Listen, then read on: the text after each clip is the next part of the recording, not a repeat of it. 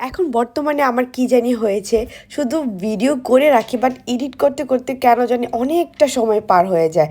So hello everyone, আসসালামু আলাইকুম, welcome to my another new video. Basically এই ব্লগটা অনেক দিন আগেই করা ছিল। সো আজকে আমি তোমাদের জন্য এডিট করে এটাকে আপলোড করছি।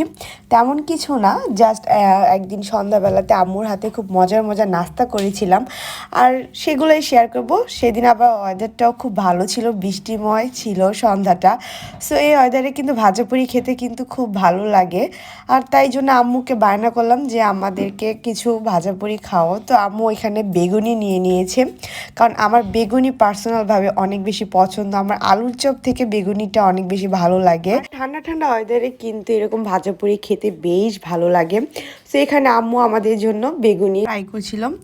সো এখন বেগুনিটা হয়ে গেলে আম্মু আমাদের জন্য পেঁয়াজও রেডি করছিল।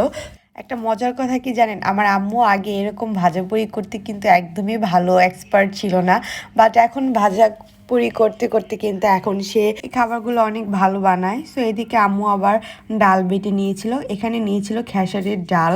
সো সেটার মধ্যে পেঁয়াজ, কাঁচামরিচ, হলুদের গুঁড়ো, আদা রসুন বাটা, অ্যাজ ইউজুয়াল যা যা লাগে, রসুন বাটা, তারপর এখানে ধনিয়ার গুঁড়ো, জিরের গুঁড়ো, লবণ সব কিছু দিয়ে ভালো করে মেখে এখন আম্মু আমাদের জন্য পেঁয়াজু বানাবে।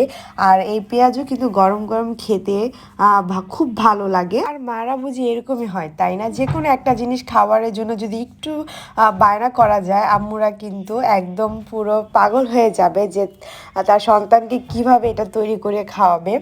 আর যেহেতু এখন বিয়ে হয়ে গেছে, সো সেই জন্য কিন্তু মায়াটা, ভালোবাসাটা আরও দ্বিগুণ বেড়ে গেছে। এখন আম্মুর বাসায় বেড়াতে গেলে কিন্তু যে কোনো কিছুই আম্মু পাগল থেকে খাওয়ানোর জন্য, বা আমিও যদি বলি যে আম্মু এটা খাবো, আম্মু কখন আমাকে বানিয়ে খাওয়াবে সেজন্য ব্যস্ত হয়ে পড়ে। যাই হোক, সো এই তো সেদিন গরম গরম মজা করে আমরা এই তো ভাজাপুরি খেলাম।